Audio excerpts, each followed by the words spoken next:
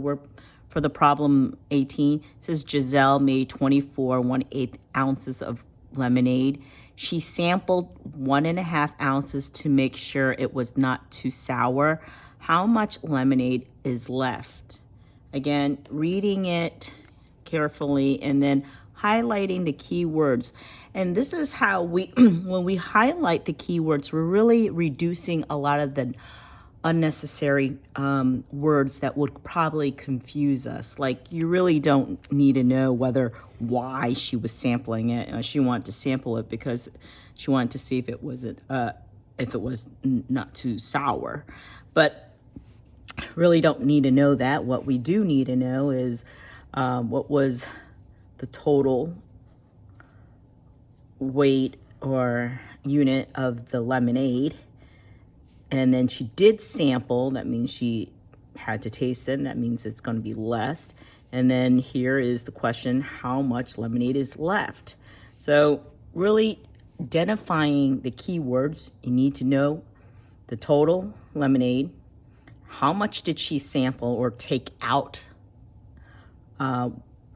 from the lemonade, and what is it that they want us to do? They want us to see how much lemonade was left after her sample. So when you highlight, then you realize, okay, this really not much.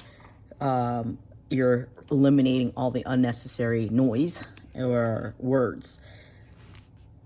So here we are going to take the 24 1/8, and we're going to subtract 1.5. Always put the greater fraction, this mixed fraction, on top. And you know which one is greater is looking at the whole number. See the 24, you see the 1 here. And think about money. It's like saying 24 and some change and $1 and some change.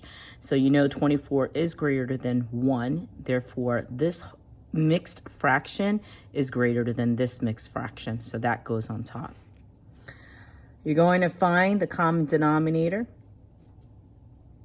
Now I'm looking at it, and at this point I think my students are really good at identifying what the common denominators are, because they realize, okay, they can't subtract yet, because until the denominators are the same, we can't subtract.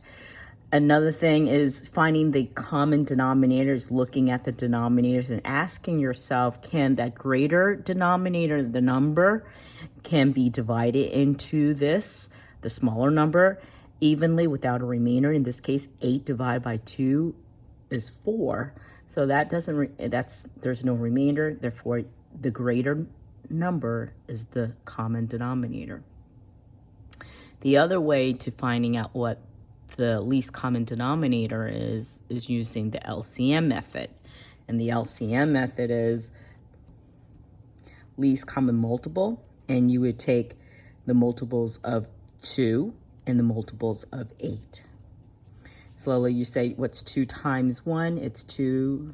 What's 2 times 2 is 4. 2 times 3 is 6. 2 times 4 is 8.